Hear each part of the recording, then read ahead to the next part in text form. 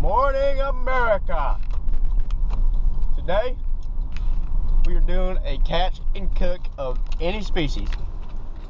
That's right, I said it, folks. That sound like Colonel Sanders. Might have sounded like Colonel Sanders right there. Anyways, we are on the way to a pond to do a catch and cook video. Any species.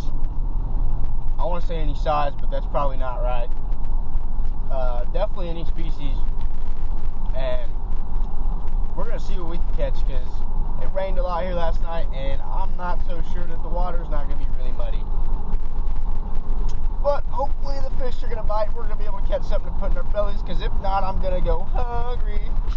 So y'all stay tuned, and I will see you out on the water. Well, we almost made it on the water, but as I was pulling up to the pond, some random dude just came like walking out of the woods. It was kind of creepy, and he goes, "Hey man, I don't know where I'm at." He was all sorts of not with us, and he's like, "Hey man, can you give me a ride out of here?" So me being trying to be a good guy, I gave him a ride. And you know, you never know how those are gonna go, because it's kind of weird. You know, you just pick up some random guy and he's just out in the middle of the woods. First thing that comes to mind is, well, what is this guy's intents? You know, is he trying to maybe get my vehicle from me? So it's kind of a sketchy situation. You got to be prepared to defend the fort. You know what I'm saying? It worked out. He was really just needing a ride. We're going to the water now. It's going to be about another, I don't know how many minutes, because I don't really remember how far of a drive it was. But stay tuned for this catch and cook, and get ready for another crusty video. Okay, so here's my rig. We've got to be pretty close to the weight limit on this thing. So what I got going on here is I got a propane thing. Yep, that's the word. Got all my supplies for cooking in here. Got a cast iron skillet underneath. Hydrate. And then I got my little wallet and phone for fishing license and whatnot. Fillet knife. Bear killing knife. Then I'm gonna try this out. This is a new thing I saw somebody do. They have one of these like Rapala like lippers. That's what I call them. I don't really know what it is called, but it's just like, this is the fish's mouth. And the fish can't go anywhere. So what I'm gonna try doing is, instead of trying to hold on to this fish in the water while I paddle to shore, I'm just gonna like girth hitch this on here, and then when I catch a fish, if I catch a fish, I'm just gonna hook him by the lip there and drag him to shore. So we'll see what happens there. I think it's gonna work. So this is the rig I got going here. We're going with one rod, all my cooking supplies up front. I got my tackle, life vest just in case I forget how to swim, paddle. Weight limit on this thing is 300 pounds. I would say sitting on it without me on it right now, there's probably 50 pounds. So I don't think we're quite busting the weight limit. Let's get this thing on the water. See y'all out there. Back to another episode of Fishing with a Moron. I took one cast, just one cast. I don't know how this happened, but I took one cast out into the deep abyss, and I lost my spook. I started off with a spook. I donated it, but thank God they float, so I got that back. That's a plus. Okay, so starting out, I'm probably gonna throw away a lipless crankbait. I'm not real sure. This water is kind of dirty, but I'm gonna start out throwing this lipless crankbait. Probably get up a little closer to the bank and yo-yo it. I'll show you guys what I mean by that. See if we can feed ourselves, because if not, it's gonna be a long day, and I'm gonna get really hungry and grumpy. All right, so I'm gonna go over what I mean by yo-yoing real quick. So basically, you're just casting this lipless crankbait out there. Cast it out there, let it sink for a couple seconds, reel it in, and then lift it up, let it down, reel up your slack, lift it up, and reel it down, reel in your slack, same thing. All you're doing is you're dropping it down to the bottom, and then you're picking it up off the bottom and running with it. And drop down to the bottom and pick it up off the bottom and run with it. That's all you're doing. It's called yo-yoing the lipless. I don't actually know how to yo-yo a real yo-yo. Holy cow. Speaking of cow, that probably could have fed a cow. Alright, we're switching gears. I ain't feeling it. Ain't had no bites, so it's a good sign. It's time to switch. Eeny, meeny, miny, mo. Actually, I've never caught a fish on this one. We're gonna go with this one. I have yet to find any fish, so hopefully this will help me locate some fish. See what she can do. I'll go over the bait I'm using real quick. So I chose this one because it's got a rattle inside of it, as you can hear. The reason I do that is because it rained last night quite a bit, so the underwater visual might be a little blurry. to these fish, you know what I mean? Might be a little muddy, a little hard to see. Got their drunk goggles on still, so put a little sound to it, maybe wake them up a little bit, get them to come bite it. So we'll find out what happens. Hopefully I hook in pretty soon. We're making a switch. This crankbait's not getting down there and kicking up. I'm not picking up, that's sharp. I'm not picking up grass with it, and so it's not running deep enough. That makes sense. Basically, it's not getting down there in the grass and structure and all that where all the bass are, so I'm going to switch it up, go a little deeper. I'm going to go back to the one I was using the other day. Caught a bunch of them on this, and it worked out good. Guys, I just broke off on that crankbait that I've been catching fish on. Oh, man. I'm going to go see if I can find that. Oh, that's a bummer. Oh, no way. Oh, no way. Sick. Look at this, guys. Oh, man, you can't get any more lucky than that right there. It was just sitting right here on top of this moss ball. Stupid leader broke. Oh, sweet. Well, I'm going to tie back up and get back out there with it. Oh, guys, getting hooked was one thing, but getting hooked underneath the fingernail, that is a whole new level of the game. Oh, thank God. Guys, it has been like oh, did you guys see that? I don't think this is a bass. Guys, it's been like 2 hours of cranking. I finally get a fish. I don't even think it's a bass. I'm not sure what it is. Oh, it isn't a bass. Oh, no, don't jump, don't jump. Oh, it's one of those, oh, what do you call them? Chain pickerel. It's a pickerel. I've never had one, guys. I'm gonna eat this. This is gonna be our catch and cook fish for today. They have got some chompers on them, though. Ooh. Don't get off. Oh, it busted out of his mouth. I'm just got him by the body now. I'm just gonna try to grab him with these lippers. That's what I like to call them. I don't really know what they're called. I got to get him out of the water though, because that's where he's got his power. Got him, guys. Oh, look at this. I've never ate one, so this will be a first.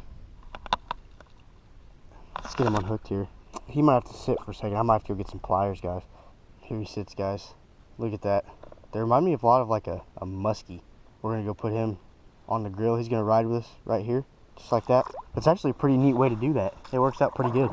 I will see you guys over on an island. I'm gonna go find one where we can get up on pretty easily and still have good access to water to be able to clean the fish and all of our supplies. So I'll see you all on the island. Alright guys, I've landed the kayak. Now I'm just trying to find a spot where we can do this at. I think this looks like a pretty good area right up here in this flat spot. So I'm going to set you guys down and get everything set up here, and I'll be right back with you. Alright, I'm going to take you through a little setup I got going here. So over here we got fish making supplies. We got a couple knives, one overkill and one for filleting. Got a fork, a lighter to light that obviously, and a fork to do fork things. Then here we got a propane grill, stovetop, whatever you want to call it. And we got a cast iron skillet. And we're just going to start heating up some Earl. We're going to put some Earl in there, start heating it up. I'm going to go clean the fish, and I'll be right back with y'all. It does not get any more fresh than this. The oil is still heating up, and this fish is still alive. Alright, so we're going to check this grease. That grease is hot, really hot. So what we got going here is we got our batter and our fillets. These fish are really weird. I've never had one before, cleaned one. And I'll say they are like different than cleaning a crappie or something like that. They have like no spine. They have one solid bone running down the very center of them, and then a bunch of little bones, kind of like a mountain fish. What the hell are they called? Trout. Yeah, kind of like a trout. Oh man, look at that slime.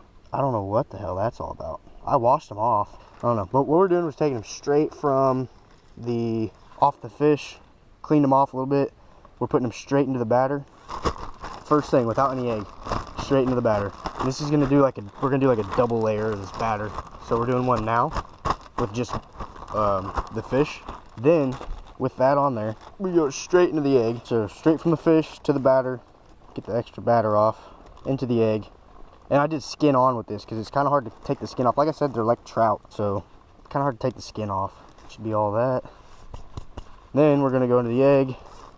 Then we're gonna go from the egg back into the batter for a double dip. And you can even do that again if you want, but I'm just doing that one time. Oh, this is already nice and messy. Oh, we're about to make some golden crispy. Straight into some smoking hot grease. This might injure me, so we're gonna take a step back here. Not as hot as I thought. Maybe I should turn it up a little bit. And we're gonna go with fillet number 2. And this is just like a little, they got like a really weird spine. So they got like this area on their spine where it's just a really thick piece of meat. And then down the center is like some ribs that run upwards. They're really weird. And you can kind of chunk out a little bite out of there. Didn't want to waste any of them, so there's that. We're gonna keep this going, give y'all an update here in a minute. Okay, one thing I didn't think about is what am I gonna do with the fish when they're done? I didn't think that far ahead. That's what we came up with for a table. It looks good enough. It'll buff. Well, while my fish is cooking, I'm gonna go over something that I think I messed up on this morning. I came out here and it was still cloudy, and I seen fish busting all over on the banks. And we all know cloudy mornings is like a topwater type scenario. And I really wanted to get one on a crankbait, so I started cranking right away, even though I saw fish busting all around this lake, everywhere, guys. Stuck it out with the crankbait and ended up with some lunch, so that's a plus. Do a little time check here. It is 10:54. I have been fishing since, I want to say 8 o'clock, so it took me probably like 2 to 2.5 hours. Yeah, I cranked for 2 to 2.5 hours to get one fish. Should have switched it up, you know, but just was being stubborn. But it paid off eventually with a fish I've never had before, so this should be a pretty good little deal. There it is.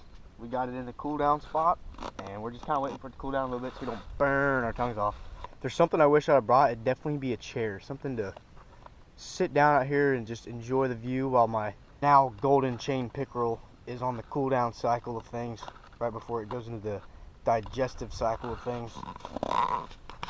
It's a pretty neat little setup here, guys. This is pretty awesome, but I really wish I'd have brought a chair.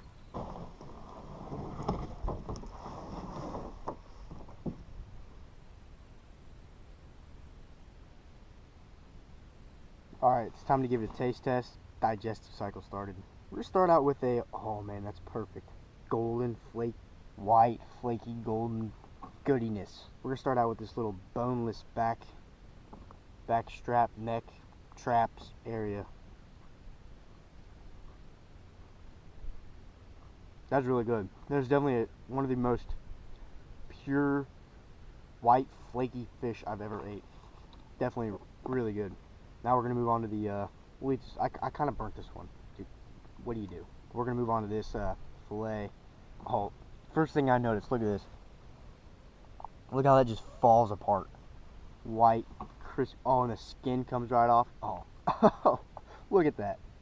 That's how you know it's cooked good. I believe they have a bunch of little bones like trout. So we're gonna, so they have a bunch of these like little bones. Like there's that one right there.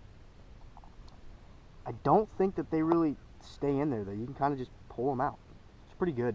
The only thing I could say is it doesn't really have much of its own flavor.